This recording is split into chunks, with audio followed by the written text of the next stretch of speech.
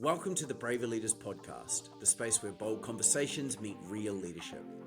I'm Sam Harvey, founder of Braver Leaders, and I spend my days helping leaders and teams cut through the noise and focus on what actually matters: behavior change. On this podcast, I bring you unfiltered conversations with experts who are driving real change: executives, entrepreneurs, professors, coaches, and culture shakers. We dive into the human side of leadership, the stuff that truly makes a difference. High-performance teams, culture shifts, tough conversations, vulnerability, and impact. We're getting stuck in. If that's your thing, hit subscribe, share this with a fellow leader, and check out braverleaders.com for our free resources, because leadership is not a solo sport. Let's do this. All right, team, welcome back. And today I am joined by my very good friend, Martin Caine, who I will call Marty throughout the show, whether he likes it or not. Marty has been in HR for 25 years, and he said to me, "Don't say that, but it's boring." So I've said it. He has studied languages, has a master in education. But the reason we're having a chat today is that Marty likes to push boundaries, and he goes to uncharted territories and gets comfortable with the uncomfortable. And I've wanted to have this conversation for a very long time with you because I think it's such a powerful conversation. But today we're talking really about owning your story and coming out in the workplace setting, right? Yeah. I remember when we first were talking about this, and you said, "Oh, I'd really like to talk about this." And I was like, that is such a powerful story, because I imagine, regardless of where you are in the world, there are people who are struggling with this, and they're thinking, "Okay, how do I do this?" And it was something which I'm going to shut up in a second and let you talk, because this is your show, my friend, which never even occurred to me, because you think, oh, yeah, you come out, but you don't think, oh, you have to do that every time you go to a new job. Exactly.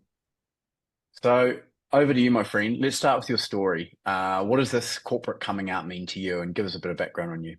I think the corporate coming out for me came from myself first struggling when I started working in having those really difficult conversations when people would say to me, "So Martin, so you're living together with somebody, what's she called? And do you have children?" And then realizing, how am I going to answer this? Yeah. And I don't know how to answer it. That was at the beginning, it was really difficult. And I started to feel, this is not me. I'm not being authentic to myself. I'm not actually telling Mm, a true story. I'm actually telling a lie by saying mm, her, but not saying I have kids, because that would be a massive lie. And I just realized that that's not me. And I can't do that to every single person I speak to. If I'm going to keep on saying her every time, mm, I'm going to be sitting in this vicious circle. And I think what the other thing for me was, Sam, was then once I'd gone past that struggle myself, is actually seeing in my role, because as you mentioned, I work in HR, is seeing other people going through that mm, same struggle and feeling awkward, feeling uncomfortable, like this big black gray lightning cloud above their head, to be able to say the word him if it was a mm, guy, or a woman with a woman saying her, or even going as mm, far as saying my partner is actually they, and not to see them mm, stuttering or to see them getting emotional, but actually be able to proudly say he, her, them, and mm. not feel uncomfortable to do it. And I think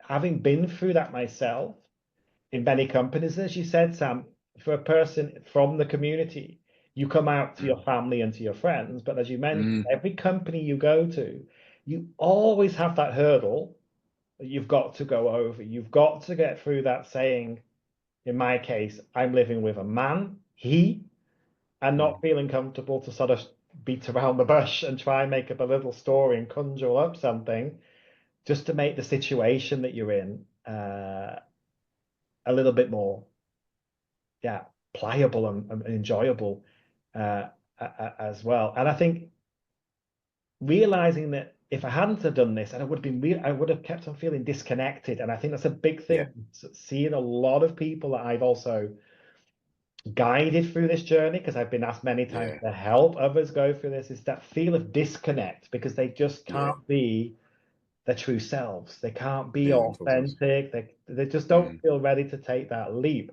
But once they do it, and I remember once I felt super comfortable to do it, then you start to ask yourself, why didn't I do this earlier?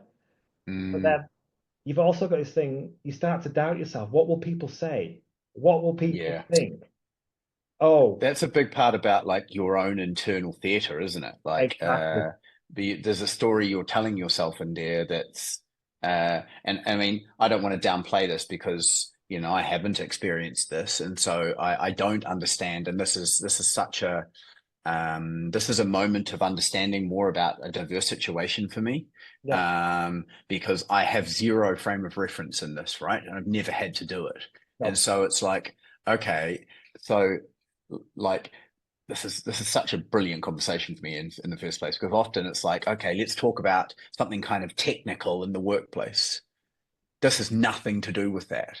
This no, is just like me showing up as myself. exactly. Showing up as yourself, being authentic. It's a level of vulnerability because you're opening yourself up to others. You're showing your true self to others. And I think in one of my companies, one of the slogans that really has kept with me, and I even have lanyards with it on, if life is better when you are you. Yeah, yeah. And that doesn't matter whether you are a member of the LGBTQ plus community, it's regardless of Mm, who you are. If you can bring yourself to the workplace every day and be your true, authentic self, mm, whether you are neurodivergent, whether you are homosexual, whatever, mm, then you will always flourish. If you can't do that because you don't feel safe to do it, or you're working in an environment you feel this is your own personal thing, you feel you can't do it, and in some countries you simply can't. And that's mm, something that really hits me quite hard. That I know there are countries where mm. even saying that you are homosexual or even mentioning it is actually finable, jailable.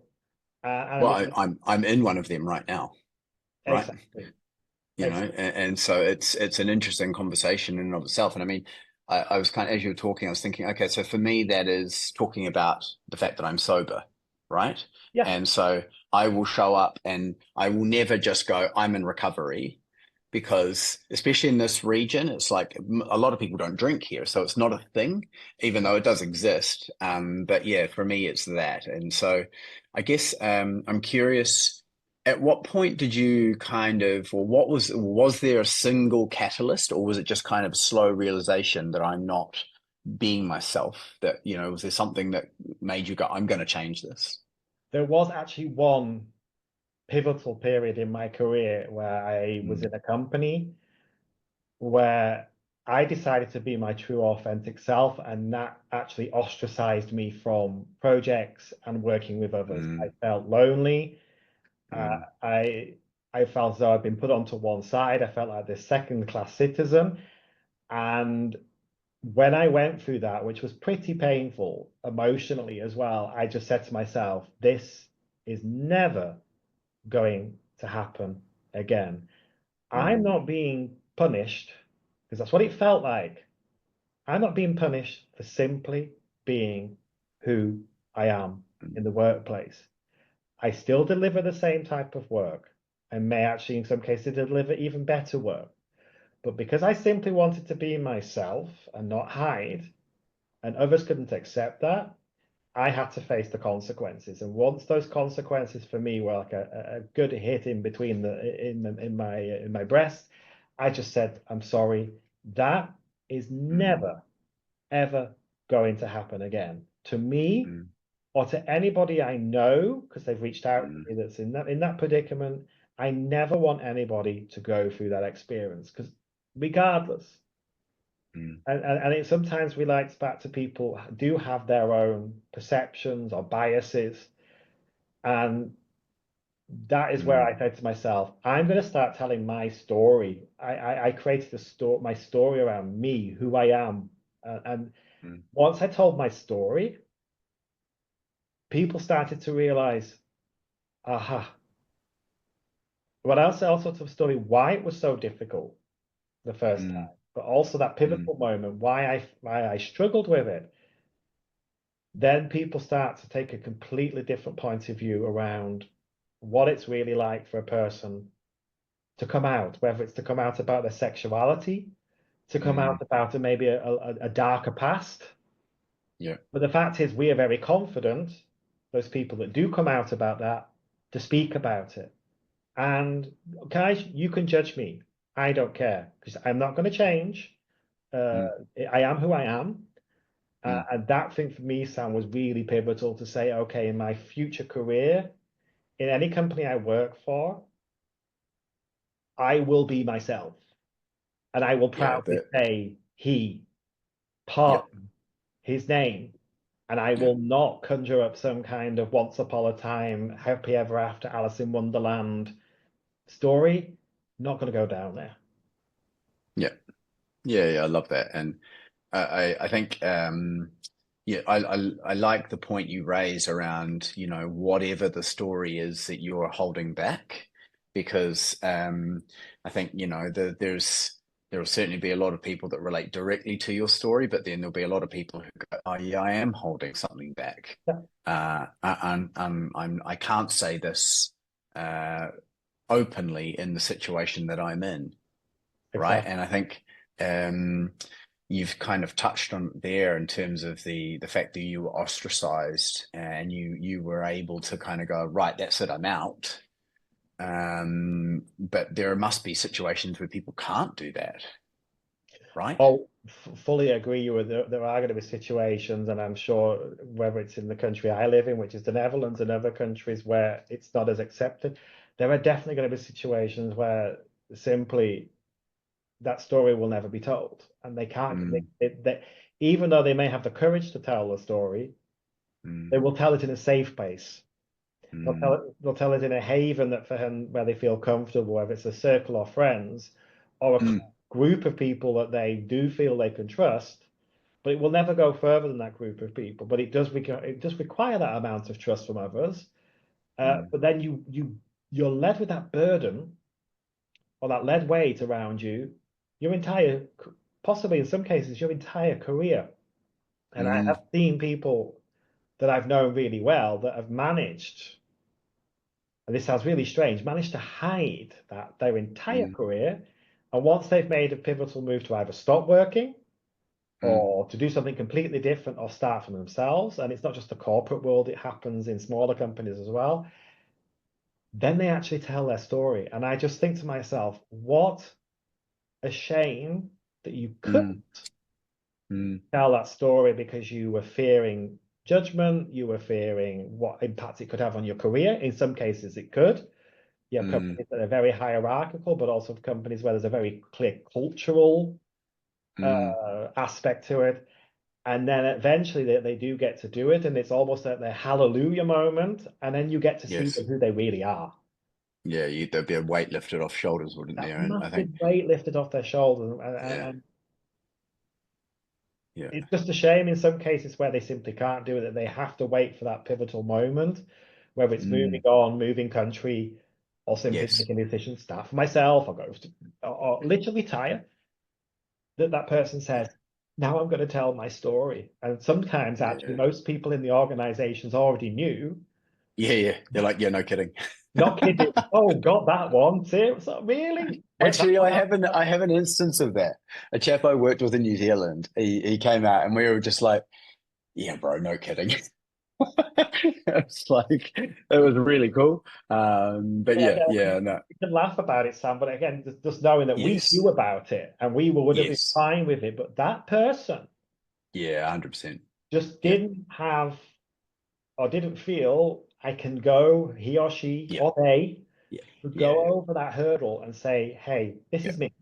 I'm, I'm, yeah, I'm now quoting a beautiful song from The Greatest Show Alive. This is me. I think if you ever listen to that song, it's exactly, regardless whether I you're know coming it out well. about your sexuality or, as I said, a darker side of you, this is Yeah, me. What you see, the yeah, WYSIWYG, what you see is what you get, and I ain't changing it.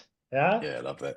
Yeah? Yeah, so I think one of the I want to talk about how it's impacted your leadership, but one of the most important things for me about this is that one of my family members is gay, and so I remember when he came out. I remember where we were, right? He took me out we were out drinking. Yeah. This is back before I got sober, and he told me, and it was just like, and I don't remember exactly what I said, but I remember being like, I think my sentiment was like, cool.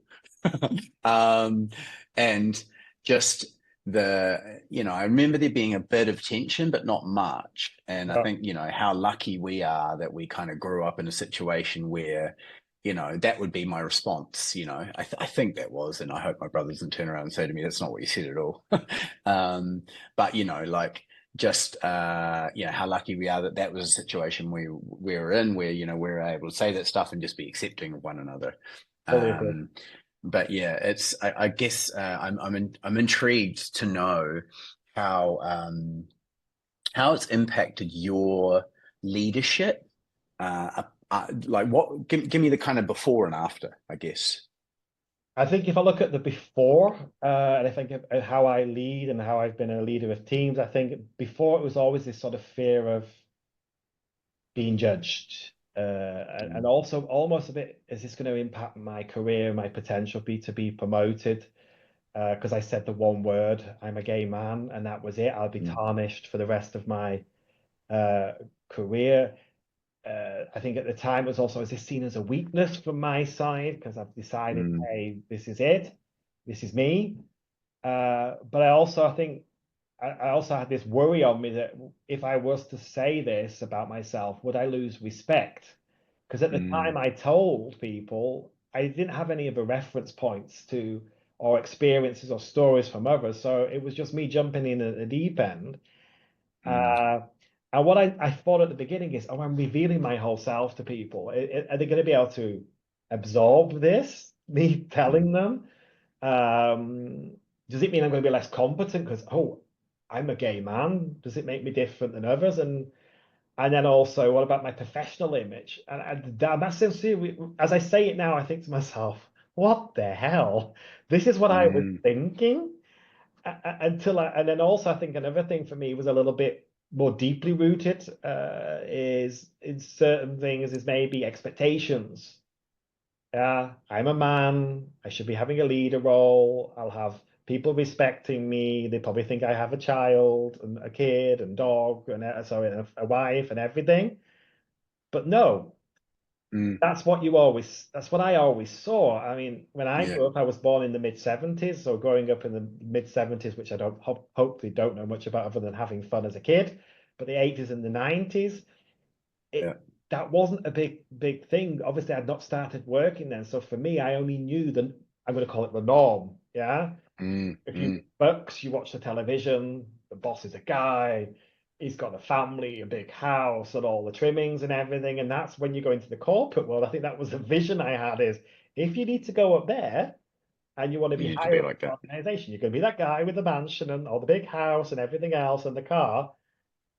And then I thought, hold on, that's also not me. Maybe a little bit now, not quite the big car and the mansion, but I have a nice house. I'm happy. But then I realized that as a leader, being myself, Mm, being Marty, being open, being vulnerable, showing all my good sides and sometimes my bad sides, but simply being me has meant that people around me also feel safe to talk mm, about mm, mm, anything and everything because I told them my story. I made it my goal or my precedent every time I join a new team, whether I'm leading the team or part of the team. I'm going to tell my story. You always have mm. those team effectiveness sessions where you get to say a bit about yourself. I don't do the usual spiel because I'm like, boring, done that before. What people want to see is not just why I was brought to a company, but who is this Yeah. guy? Who are you? He Yeah. clearly brings something to the ball game. Yeah. But maybe that ball is a different color, which it is. And but what I've noticed, Sam, and I know we're laughing, what I've noticed as a leader, and it's not playing my homosexuality at all. It's simply being that truly authentic, pioneering, maybe sarcastic, that's the British in me, who I am, while also being very caring and passionate and empathetic. I realized that doing that and not hiding means that I get that trust I need as a leader. People will follow me as a leader. People will listen to me because I told them from the offset, and I'm going to repeat that title of that song again. This is me. And that's what I realized as a leader, and I think a lot of leaders would do it if they had to. People appreciate that more when you pull off the layers of the onion. Yeah. Beauty is only. I'm using the all. I'm pulling everything out of the box I was here. going to say, is this a Shrek reference? Beauty's only skin deep. Once you tell them what's in here, yes, then you've got them, and I think then you're authentic. And what I see in my world, I work in HR. What people I notice employees admire is leaders that are authentic, leaders that love are it. Make connections with others. And if you can tell a good story, you can make connections, and that I think you build trust. You create cohesion. You motivate people. But if you stay inside the closet, I'm going to go in the closet now and never come out of it as a leader and simply just be there and be very robotic and very transactional and very mechanical and not even human, nobody's going to follow you. Yeah, that's sort of the base layer, isn't it? The showing up and being, I mean, I do it, and I do it a lot with in like when I speak publicly, I'll talk about my struggles with depression, I'll talk about my struggles with alcohol, and in almost, well, yeah, every time I do it, somebody will come up to me like, dude, thanks for sharing. And like quite often I'll get people who go, actually, I've got somebody I'd love you to talk to, or hey, are you okay? Kind of thing. And so it creates that connection, doesn't it? And I actually did, I talked about this in Saudi recently and talked about, depression, and then got everyone in the room talking to each other and talking about something challenging they have going on in their life right now. And, the point I'm making here is that in that setting where, you might think, oh, they'll be a little bit more reserved, everybody connected.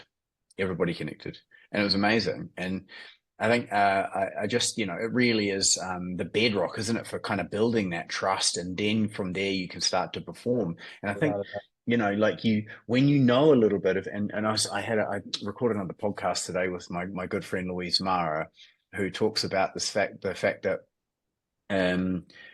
when you know one another and you know your journey, and she was talking about trauma-informed leadership, we show up as ourselves. You can't leave your stuff at home. That whole like, check your bullshit at the door, like that just doesn't work. It comes with you. And so when we can actually show up as ourselves, know who the person next to us is and what they're struggling with, then we can start to have trauma-informed conversations in the workplace, which is so important. Agree. Agree. And I fully with you there.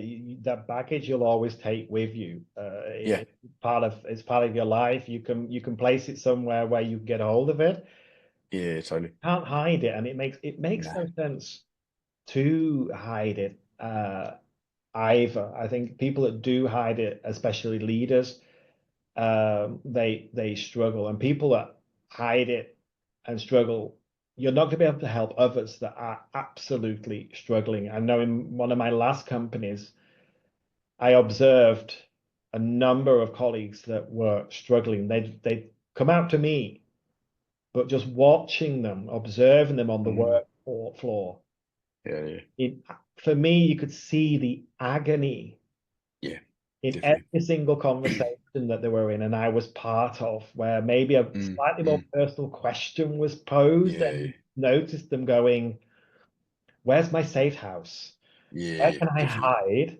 And then just watching that almost person want to be sucked up or teleported or whatever in a TARDIS somewhere else. And I just went to myself, have we got any more television references? No, that's all I'm going to pull out of the bag today. I don't believe that.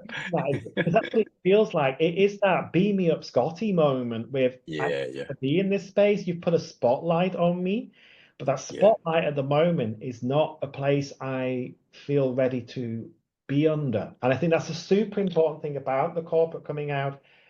yeah. There has this is going to sound really strange. You need to find the right time to do it. That light will always be on for you to be under and talk, Mm, but you mm, need to make the decision when you're going to talk. And yeah. sometimes when people are placed under that light for no reason, that's when you start seeing them struggling. That's when you start seeing them not being authentic. That's when you start seeing them getting emotional, or you start sort of seeing them losing the connection and feeling super uncomfortable. And I think a Mm, corporate coming out should also never be forced by, oh, mm. hey, Marty, do you know what? We already know, just tell everybody. That's not going to work. Just tell everyone, yeah, yeah. Just, Okay. Well, that kind of leads to my next question is, so if somebody's holding themselves back or they feel like they're doing that, what's kind of like, because that this is often the thing, right? Is that it's sort of you put these giant decisions in your life and up on a pedestal, but in yeah, reality, there's just a few steps or a series of small steps to get there. So kind of what's the first step that you would like advise somebody to start taking to move towards that? start sharing small. Yeah. Drip feed you Mm, to others, mm, and make it personal. Let's start with a small group of people. I'm going to throw mm, another analogy, and you can throw a rock into a pond, boom. We might remember something that came out of that rock. It could have been quite explosive, it could have been quite interesting, but then it disappears. If you mm, start small, that's for me the first rock you throw into the pond, and you start growing that group of people, and you start continuing to tell your story bit by bit, stone by stone in the pond, you create this ripple effect. And what it does at the same time for the person, it creates mm, confidence. Do you know what? I've told this story once and people embrace it. Hey, I'm telling it again. People are embracing it. Oh, do you know what? I've told this story 4 times now to 4 different mm, people, and mm. they're embracing it. And me, people that think that they have to go for the full-on showcase, Got this it. is who I am, it might work for some people. It definitely didn't work for me. That's just not who I am. Even also as quite Mm, an extroverted person. Start seriously, start small. It's about building confidence, mm, being more open, because most people that haven't come out, it's also for me, it's also a confident thing. And I think the other few things I wanted to share, Sam, is about what's the aspect of your life that you want to start sharing. So you don't share the mm. whole picture or the whole story at once. The story is built up in segments. But if you decide what parts of your identity you're going to share and when, and then have a bit of a plan. I'm getting quite strategic now. Put a plan together for yourself. What makes sense? Because then you build the picture for them. Because people also Yes. need to absorb what you've just told them. For some of them, it is maybe a thing, a shock. Maybe not, as Mm. you said, with a person, a colleague where you went, well, we knew it for 10 years. Why didn't you tell us? But for others, what you're doing is you're dropping almost an explosive piece of information to them. You've got to give the receiver some time to absorb it. So you sort of think about what are the bits, I was thinking about this, that you want to bring into the conversation you're having, because it's about having a Yeah. conversation, and then Yeah. Yeah. gradually bringing in more into your story. So almost drip feeding it into people. And the other thing I've done a lot is journaling. So writing down a Mm. little bit my experiences and my feelings, also to give me a space, because to be honest, in the career I've had to come out several times, and I've got to be really bluntly open with you. Coming out everything, it's always exhausting Yeah, I bet. because it's a new environment, it's a new Yeah. organization. You go in there thinking, okay, here I go. I'm going to Yeah. tell Yeah. the story again. I've done it 7 times before, but this is a different industry, it's a different culture, it's a different Yeah. group of people. So that same Mm. butterflies in the stomach feeling, that the Yeah. I'm Yeah. now going to go on a stage bit. and I'm sure anybody else that will listen to this and has been in the same situation, it comes back every single time. And I've got to be honest, there's only one or two people in my life where Mm, I've been super comfortable from zero to mm, actually tell them. mm, One of them obviously was my partner that I've been together with for nearly 20 years. I'm going to be very mhm. open. The other person is yourself. Yes. And there's a few other people I could probably count on one hand where that story was pretty easy to tell because Mm, what also helps, and this is important, that the people around you, mm, even if it's at the beginning, maybe on a perception for you, the people around you give you that place where you feel safe, mm. where you feel Yeah, yeah. Yeah, listened, that's listened yeah. to. And I think if you do Mm, those few things, start small, mm. Yes. identify what you want to share. Yeah. Don't tell the whole story at once because you're going to overwhelm them.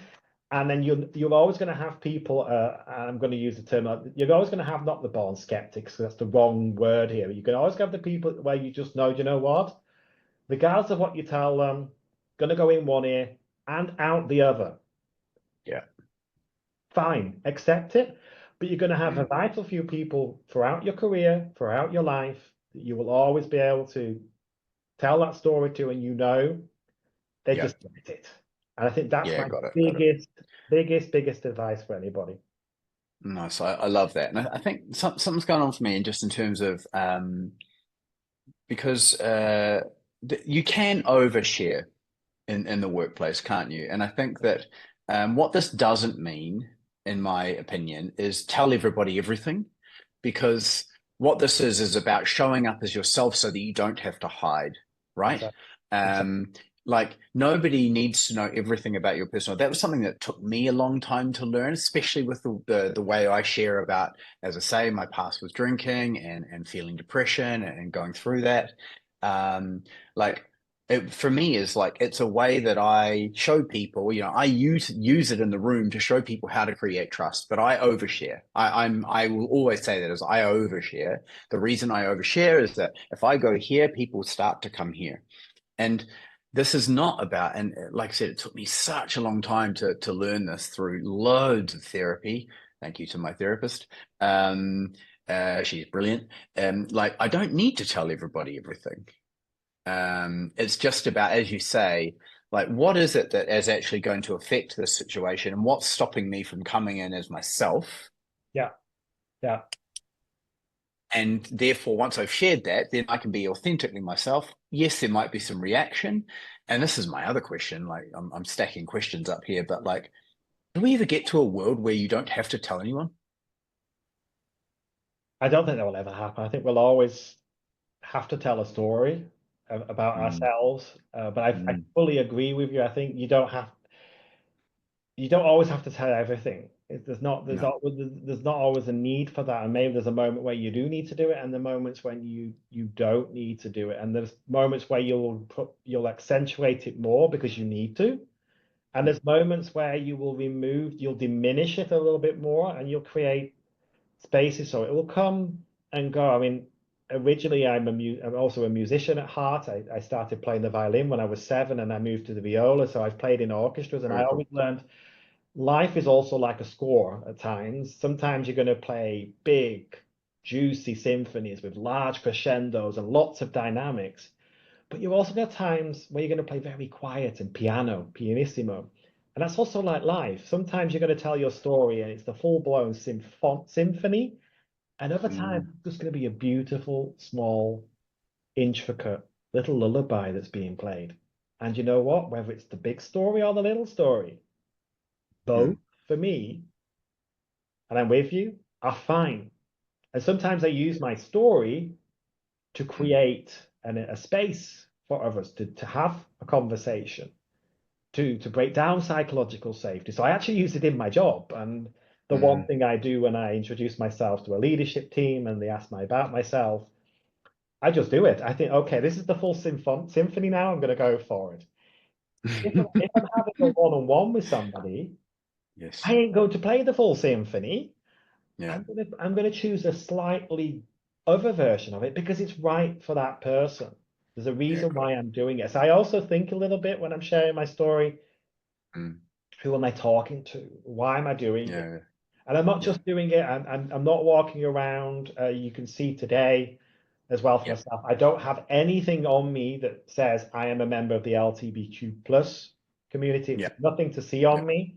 And I don't Mm, do that. I don't mm, need to do that. mm, I do it through telling my story, and mm. whether it's a very intimate story, it's a one-on-one, or whether I Yeah. do need to go full symphony because I need to get a group with me because I read the Mm. room and I can see this room ain't gonna talk. So if I talk, maybe they're gonna start talking with me. Yeah, But yeah. I want them to not be superficial because if you're going to be superficial guys in the room, this is me as a Mm, leader, mm. we ain't going to achieve anything. So I think, you know what? Let's do it. And Yeah, I got it. tell them, you're going to get the full-blown, unfiltered story. Are you Yeah. ready? And then when they finish to go, A, you had the guts to do it. Mm, B, wow, that you can share that. mm. C, can I tell you more? And then I think, Yeah, well nice, done, I've got it. That's a little nice. bit like yourself. It it's almost like using it strategically, but I always do it with a good intent. If Yeah. I'm going to tell my story, I'm not just doing it to do it. I don't do it every time I meet a person, Mm-mm. the whole blown story. But sometimes I can actually use it to my advantage as a leader, as a Mm. HR person, and a lot of the time, Yeah. very similar to the work you're doing, Sam, working with teams, Mm-mm. just breaking that massive thick plateau of ice, which is what you do when you tell your story and what I do when I tell my story, Mm. just creates this, for me, this beautiful arena where people start dancing on it. And I'm thinking, yes, I've got, Mm. if I hadn't have done Yeah, that, awesome. I think we'd have got the Yeah. little sort of the crow on the pile on the electric cable going, yeah, maybe, maybe not. Hmm. Yeah, yeah. But I just think that helps. Totally. I completely relate. I did that with a set of leaders a few months ago, and I opened with my story, and the shares I got back were incredible. And so, and it's they are now a very tight leadership team, which is amazing. So yeah. But mate, I just wanted to say, look, a big heartfelt thank you. Pleasure. This is such an important conversation to me, and I'm so glad we finally got to have it after many months of trying. I'm sorry we didn't get to do it in person, but we'll do the next one in person. But yeah, look, I just want to appreciate you and say thank you very much Yeah, for owning your story, pleasure. for sharing it with us, and for all of the love and support you give me on a weekly basis. So yeah, thank you. Not a problem. So I think just as a closing note, I think there was one beautiful question you asked me, and I wrote it down. I think is if you could go back to your younger self and give yourself some Yeah, advice about your own cool. corporate coming out. Yeah, I wrote a few things down. I think it was, and this is for everybody listening, embrace your uniqueness.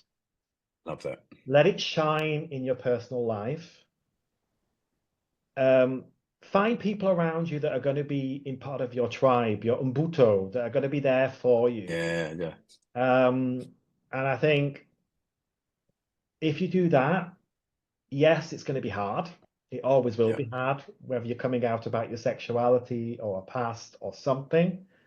Hmm. But that is what I would say to my younger self. You know what? You Yeah, are unique. In your own little way, you are different, but it's what makes you you. yeah. And if you do that in the corporate world, if you do that in life, you will always have people that will follow you. Yes, you'll have people that you will lose during that Mhm. journey, Yeah, but that's what it's all about. Yeah? This is me. amazing. That's it. This is me. To quote it for We the almost fourth need time. we need to fade out into that music. Yeah. Exactly. No, look, I really appreciate those as well. Yeah, that perfectly summed up. Thank you very much. Pleasure, Sam. Where can people find you, Marty? LinkedIn. Online? Online, LinkedIn's the best place. Yeah. Martin LinkedIn, Caine. Yeah. Martin Cool. Caine. All right. Nice one. Yeah. Look, again, just thank you very much. And I will, yeah, I'll look forward to our next conversation. Thank you, Sam. All right, mate. Thanks for tuning in today's episode of the Braver Leaders podcast. If this conversation sparks something in you, don't keep it to yourself. Share it with a fellow leader who needs to hear it. If you haven't yet, hit subscribe so you never miss an episode, and check out our free resources as well on braverleaders.com, because great leadership starts with action. We'll see you next time.